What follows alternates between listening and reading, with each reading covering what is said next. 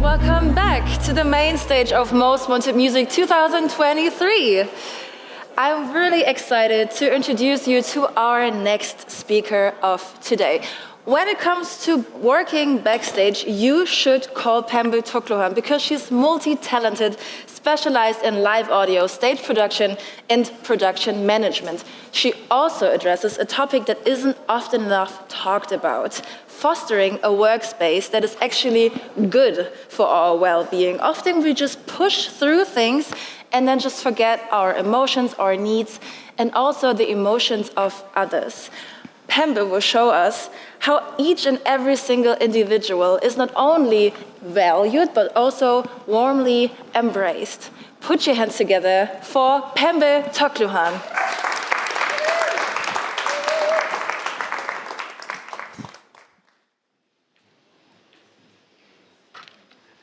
Hello everyone, it's a pleasure to be here today on my birthday. I am very, very grateful to be spending it with you all.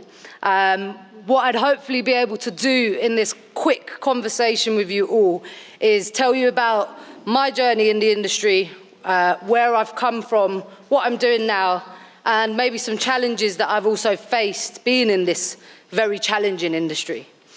So as the host had already introduced me, thank you very much. I'm a multidisciplinary backstage creative. That's probably the best way to explain what I do in a nutshell.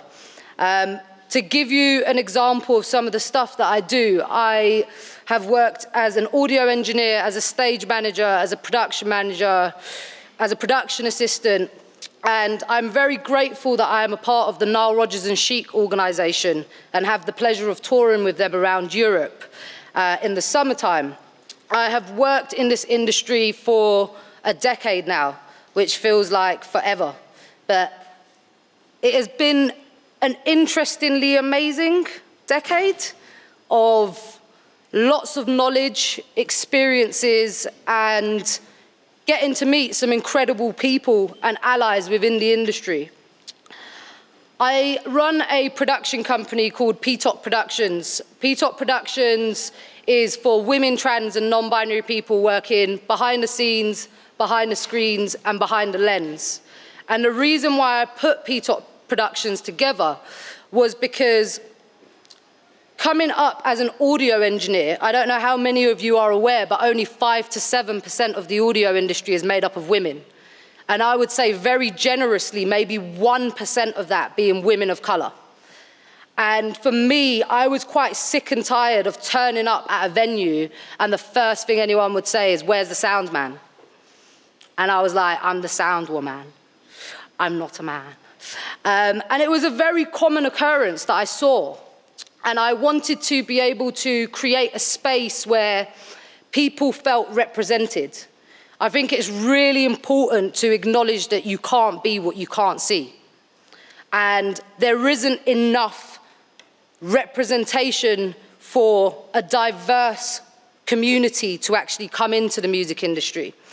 So the idea behind putting P-Top Productions together was to create a network, was to create a safe space for women, trans, and non-binary people to come together to get work, not because they're women, trans, or non-binary, but because they're good at what they do, and to create a space where people felt like they could have open conversations that were safe. In 2021, I got quite frustrated with the idea that there isn't enough support to get you into the industry. It's kind of like a lot of nepotism, which I'm sure a lot of us know, or advantages and privileges that we might not even acknowledge that we have. And I feel as though there's an importance to create more space for people that don't necessarily get that opportunity. So in 2021, as part of PTOC Productions, I created PTOC Academy. And PTOC Academy offers training, shadowing, and mentoring opportunities, predominantly for young people. For anyone but that kind of 18 to 25-year-old mark, where a lot of people are not too sure where they want to go or what they want to do. And it's been incredible, the journey of being able to create opportunity for people and to offer training sessions. We ran a masterclass series, 2021 February and 2022 February. And it was all around introductions to backstage roles. I think that there isn't enough information out there for people to understand that you don't have to be on the stage. I know I'm on the stage right now, I hate this. I am not usually the person on the stage. I think that if there was enough light shined for young people on somebody sitting there behind that camera and watching that, you know, or a stage manager or a host or other things that you can also explore that you don't get to see. So these sessions engaged with over 500 people from around 25 countries. And although lockdown was horrible, it was an incredible way to grow your international network. And for me, that was a chance for me to bring thoughts and conversations into spaces and countries and communities that maybe they didn't get to explore these things in. I now am very, very grateful for where I'm at. I have achieved some incredible things that I am very, very, very proud of.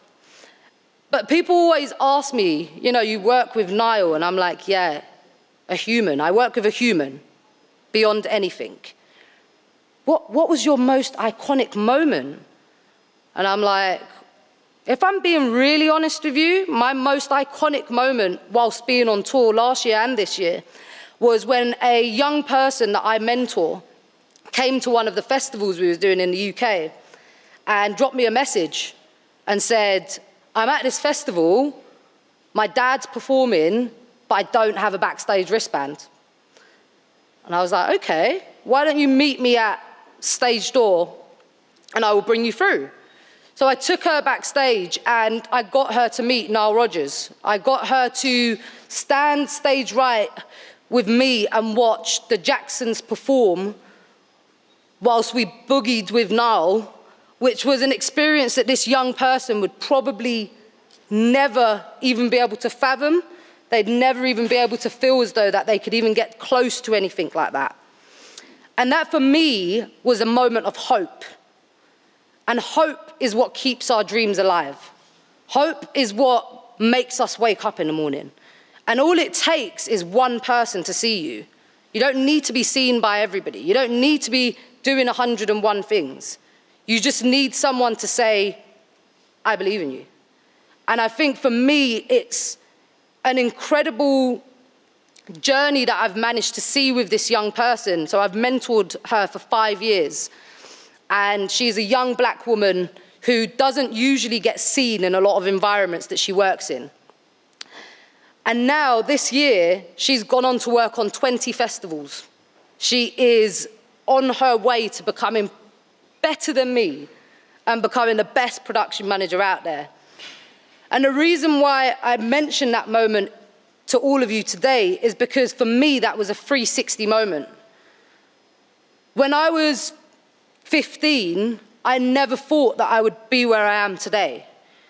And the reason why I genuinely believe that I am who I am today and I've got to where I've got to is through somebody saying that they believe in me. And that somebody was a man called Franklin Sweeney. Frank was a youth worker that I met in the youth club that I used to attend. And he approached me one day and said, we're doing this music project with police. It was so random. But we would like for you to help with putting this space together every Tuesday. So every Tuesday evening, we opened up this space. And in that space, we'd allowed young musicians and creatives to come and network and just be together.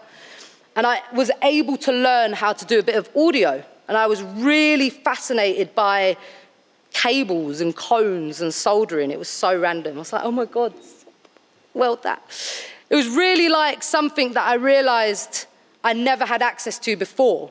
But actually by being in that space and by having someone like Frank say, come along, I was able to see a whole new world.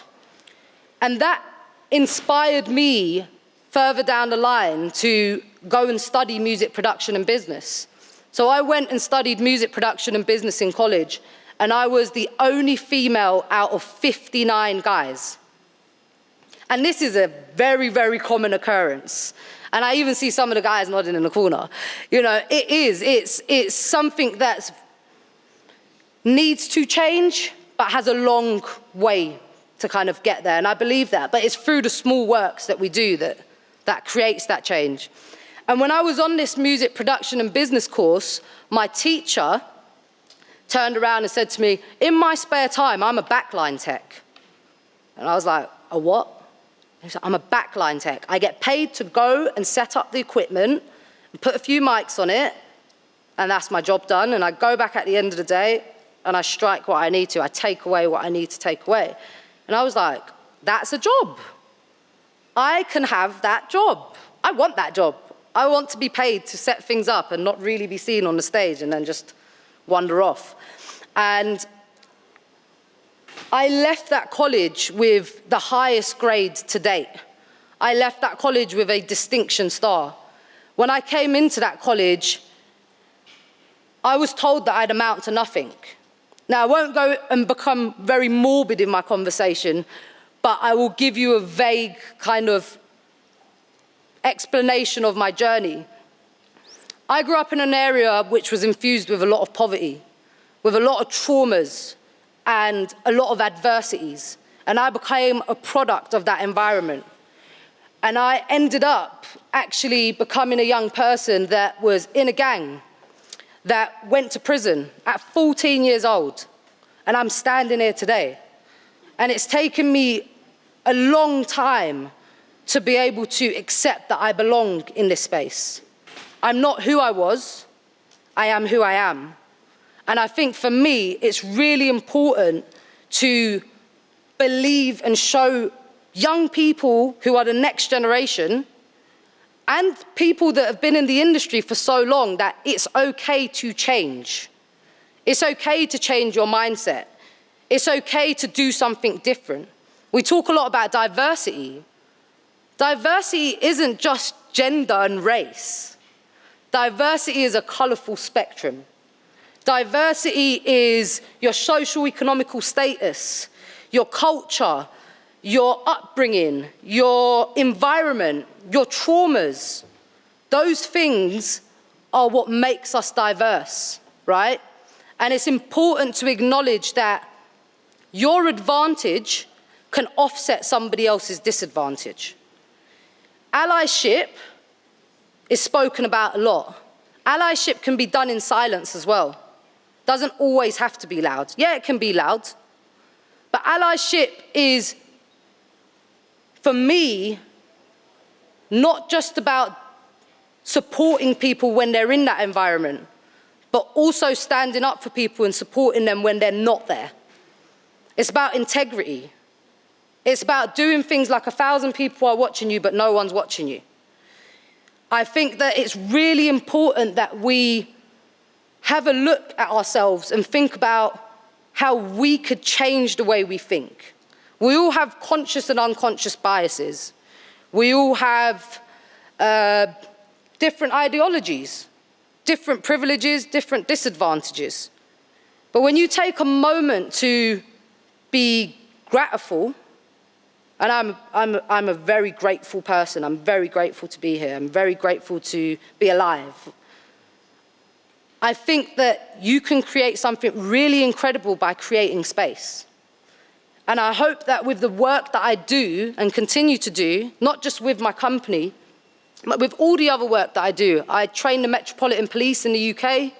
I do talks at schools for young people who are on the verge of going to prisons. I go into youth clubs. I have open discussions on forums like the Back Lounge that Joe just spoke about, which is an incredible space for people that are mainly in touring but in the live industry. I've been given the opportunity to go into these spaces and challenge some of these people. I like to challenge, I'm not gonna lie. I like to challenge people. I like to get them to think about something differently that maybe they didn't think about. And for me, it's about being able to acknowledge why I think the way that I do. And one of the best things that I have ever done was take a moment to comfort my inner child. That's something that's not spoken about. I'm not gonna go too deep into it because I can talk for a long time. But it's important to acknowledge that you have an inner child inside of you that needs comfort, right? And the one, I'm gonna do a little Q&A for a few minutes after this, but the one piece of advice that I would give, whether you wanna take it or not, is comfort your inner child, is find a way to find that sense of play again. Play is something we forget about as we get older. Everything becomes serious. And one piece of work that I did was I sat down and I wrote a letter to my 7-year-old self. It sounds really silly, I know. I did it. I sat there for about 10 minutes and I wrote this letter. And I looked in the mirror and I spoke to my 7-year-old self. I told her that she runs a company, she is proud of who she is, she's working in some incredible spaces, and I woke up the next morning, can I swear on this? I crap you not, it was one of the most transformative things that I'd ever done in my life. I woke up and started looking at life differently. I realized that actually by comforting my inner child, I was able to be a happier adult. I think I'm gonna leave it there. I want to leave that bit there and open the floor to anybody who might have any questions for me, if that's all right.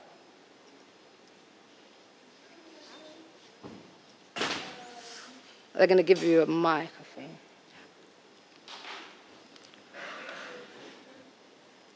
What was an experience that made you feel different to others, and how did you navigate that? Oh, I am usually one of the only women in spaces backstage. I mean, you might find tour managers tend to be women as well, but they stay with the artists a lot. So I had an interesting experience, actually. I won't mention what production it was on, but I had a very interesting experience where I joined a team for a show, and it was all men, and they turned around to me and said, "Oh, ain't it great that you're a lesbian and you're working with us?" And I was like, "What?" They were like, "Yeah, we can talk about women." I was like, "But I am a woman. I don't want to talk about women in derogatory ways. I don't want to hear you talk about it. I don't want to be a part of it." And I challenged it. And I kind of got called a snowflake for it. But I don't care if I'm a snowflake, because I'd do the same thing again. I'd do it if one person was in that room, and I'd do it if 100 people were in that room. And that's something that's very common. You get certain people think that when they're in certain environments, they can act in ways that are inappropriate. And in this industry, for so many years, beyond my time, things have been normalized that should not be normalized. Things should be called out. I don't care if you don't hire me. At least I know I can go to sleep at night and I stood up for what I know I needed to stand up for. And that was definitely one experience that made me realize that I would keep calling things out. I haven't gone back to that production. I don't think they'll ever hire me. I don't think I ever want to work with them. There's more work out there. There's hundreds of shows, thousands. But I think it's important, like I said, to remain integral. It's important that if you're going to stand up for something, you stand up for it when others ain't watching as well. I think I might have one more question, time for one more question.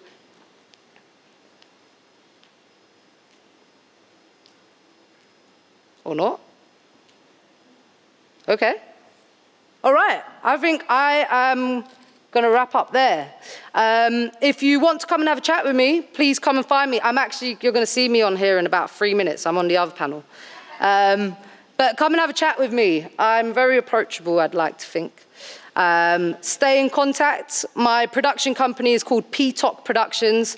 That's P-E-T-O-K Productions. You can find me on Instagram at P-Tok, P-E-T-O-K, Pem, P-E-M.